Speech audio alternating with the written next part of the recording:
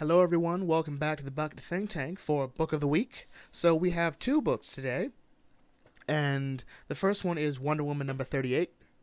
Now, this has been a really interesting one. I was torn between this and going over Children of the Gods, but there's something else I want to do, so I'm going to put a pin in Children of the Gods, and we'll just do this story real quick. This story here starts off and through the narration of a girl named Vanessa Capitelis.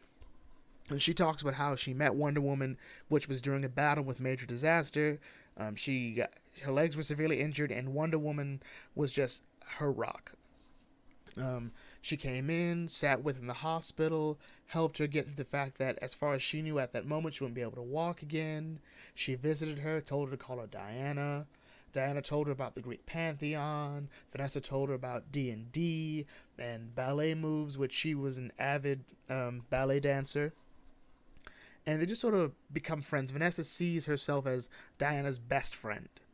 And things start looking up. Not only is Diana her best friend, the doctor says there's a chance she can walk again using nanomachines. And that sort of tells you everything.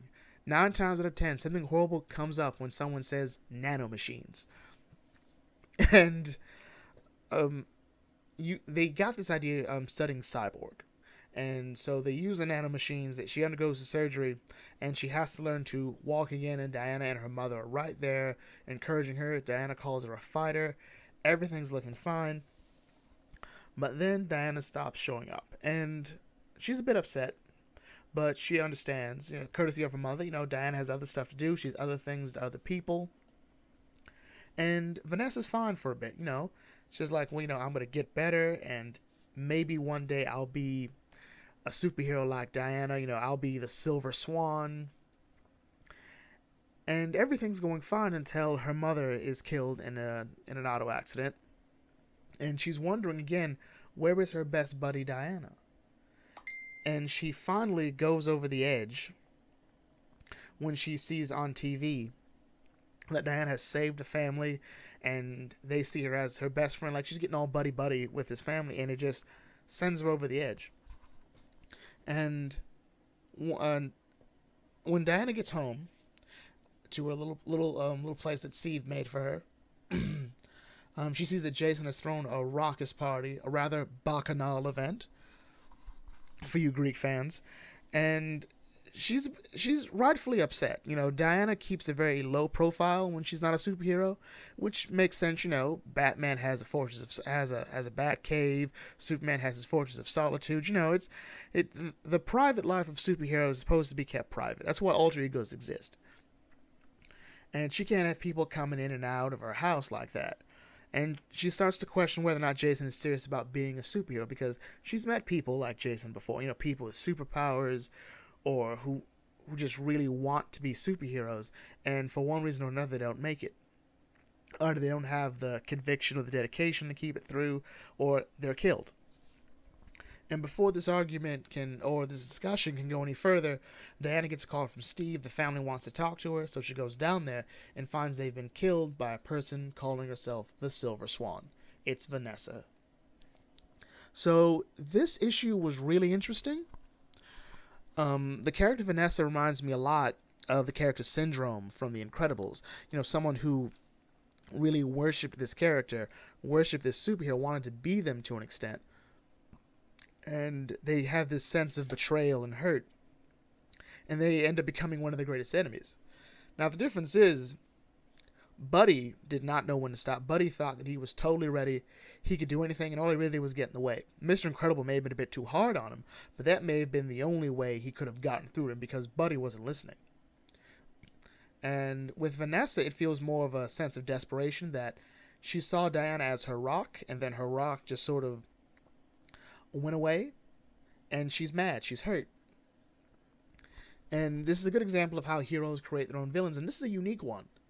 This wasn't like Lex Luthor and the Super Friends, who became Superman's enemy because when Lex was working on a cure for the kryptonite, a way to make it so kryptonite wouldn't affect him, Superman accidentally caused an explosion in the lab, and it burns away Lex's hair, and he's mad. He's like, you know what? You're not getting a cure. You've made an enemy for life. And that is a hilarious origin story for Lex. But you get the accidental creation of a villain, and maybe Dan will be able to reach Vanessa slash Silver Swan. We don't know yet. I thought Silver Swan was actually a new character, but no, this is honestly the fourth iteration of the character, I think. She's been around as early as the 80s in the form of Helen Alexandros, of Valerie Baudry, and Vanessa Capitelis, and the new Vanessa Capitelis. So we're looking at a legacy character here, and I'm hoping this will be just as good. Hopefully she'll have more staying power or more consistency.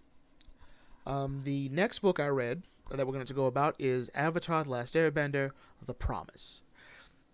So The Promise is a three-part story involving Aang, Zuko, and the Harmony Restoration Movement. And to be fair, every ATLA graphic novel, and presumably every Legend of Korra graphic novel, is a three-part story.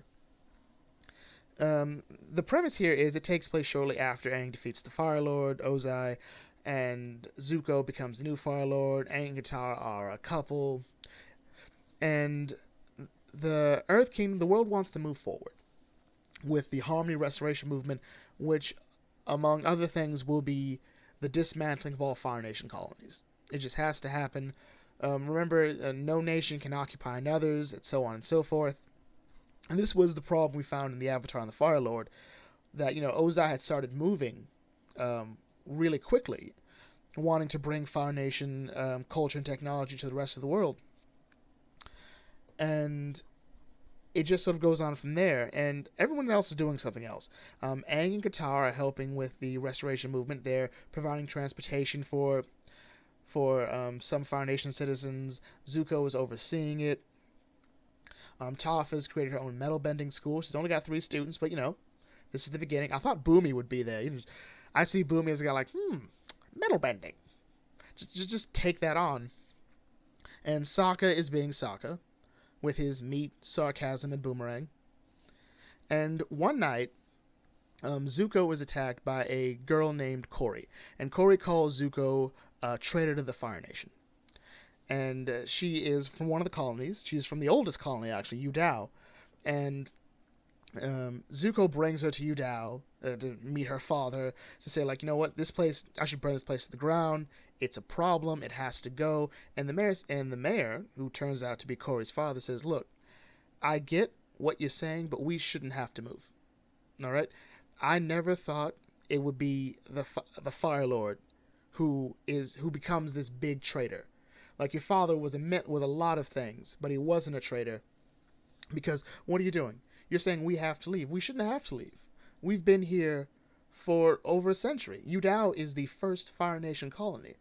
And it sort of gets a bit heated until Zuko sees that the mayor, a Fire Nation citizen, is married to an Earthbender. And his wife says, why don't you stay here for a few days, see how you feel? And he's there for a few days, and we get the public announcement that Zuko has withdrawn support for the Harmony Restoration Movement. So Aang and Katara go down there with Sokka and Toph to just sort of see what's going on. And they see Smellerby has led a random group of people to break in, to drag the Fire Nation colony out. And Aang says, hold on, let's just talk. Let's just talk it out to Zuko. Let's see what's going on. And Aang and Katara, they air glide over there. And they eventually come to Zuko after they have a fight with Fire Nation soldiers. And there's a great scene when one of the soldiers sets Aang's clothes on fire, and Katara sort of snaps and goes, stop trying to set my boyfriend on fire. And I love that, because throughout this entire comic, Aang and Katara are just kind of so grossly affectionate that Sokka has to call it oogies. And when Katara asks what is oogies, Toph just takes her hand and just licks it. And Katara just goes, oogies, and it's just fun. But coming back to this, when Aang, Zuko, and Katara finally meet up, Zuko gives them a tour of the city. And among other things, they see that, hey, cultures have merged here. There's a fusion of Fire Nation and Earth Kingdom craftsmanship. There's a bit of a class dispute. You see a Fire Nation noble getting his shoes polished by an Earth Kingdom guy. Like, well, there's oppression. Like, no, that's just how the class system works. And Zuko says, well, this couldn't be the only exception to the rule here. What if there are other colonies just like this, almost as old as Yudao, where everyone's fine? Why should they have to leave? And Aang says, well, the world cannot be in harmony if the nations are not separate. And this is an interesting little culture clash of ideas here, because at what point does a colonized nation or a colonized people just become the people, the new citizen? Are they Earth Kingdom citizens who are being oppressed, or are they citizens of Yudao? Are they Fire Nation citizens who have invaded Earth Kingdom territory, or are they citizens of Yudao who just happen to be in the Fire Nation? And Corey brings this up again, like, she's an Earthbender like her mother, but she was raised with the ideals of her father, a member of the Fire Nation, about loyalty and family pride. And it sort of just keeps going in this sort of back and forth argument between Aang and Zuko. And Katara finally says, well, hold on. Regardless of what happens, Earth King Kui should have some say in this. So let's bring Earth King Kui to the table. Let's put this all on hold. And we'll go get Kui, bring him to the table, and we'll talk. And they both agree. And Aang and Katara go inform Smellerbee and her people about what's going on. And she says, like, well, we're more than likely not going to wait. Regardless of what happens, we waited for the Earth King to give us peace. That didn't happen. We waited for the Avatar, and it's still not happening. So we're going to take matters in our own hands. And so it goes on from there. So when Zuko goes back home, he's greeted by his girlfriend, Mai, who, we remember that last great moment. Never break up with me again. And, sorry, it was a great moment. And she says, well, you were attacked in the middle of the night. Clearly, your guards aren't up to snuff. So she calls in the Kyoshi warriors. Ty Lee and Suki, because there are no other Kyoshi warriors. Let's be honest. There's Ty Lee, there's Suki, and there's a bunch of interchangeable girls. And the comic ends with Zuko being unable to sleep. He walks out. He tells the Kyoshi warriors, like, you just stay there. I'll be fine. I'm going to go get some air. And he doesn't go to get some air. He prepares a tea tray, and he goes to meet his father. And he asks for his father's advice. And this is something that Ozai said would happen, that you're going to need my advice. You're going to need my counsel, my experience. Like, I won't tell you where your mother is, because I'm that kind of guy. But you're going to need my advice. Heavy is the head that wears the crown. And this is a really great way to end this. I see how they do it. It's a simple 3-part structure. But to end with the idea of Zuko, who is caught between being trying to make the Fire Nation great, get rid of this whole war idea, apologize for the invasion, the war. He also has to do right by his people. And he's conflicted, and there's only one person he can turn to who could have any idea of what's going on, being in charge, and that's Ozai. And that's sort of it. Like, this was really good. I wish it was more pages. That's my only real issue with this, is that everything's like just under 50 pages. Like, each volume is under 50 pages, and it feels like they could go so much further, but I think this is how they want to do it. I think it's very easy to overlook these books because you don't think, okay, this is like another kid's book and so on and so forth. But remember, this is still being helmed by Michael and Brian, the guys who created the series. So they know what tone they want to set. They know what direction they want to go. And it was mentioned that some of the writers from these books had gone on to write for Legend of Korra later on, not early on. So it's a really great series. If you haven't read this already, you should pick it up. But anyway, if you are new here, please leave a comment in the comment section. Feel free to like and subscribe, share if you like, and I will catch you all next week. This is the Bucket Think Tank signing out. May your fandom serve you well.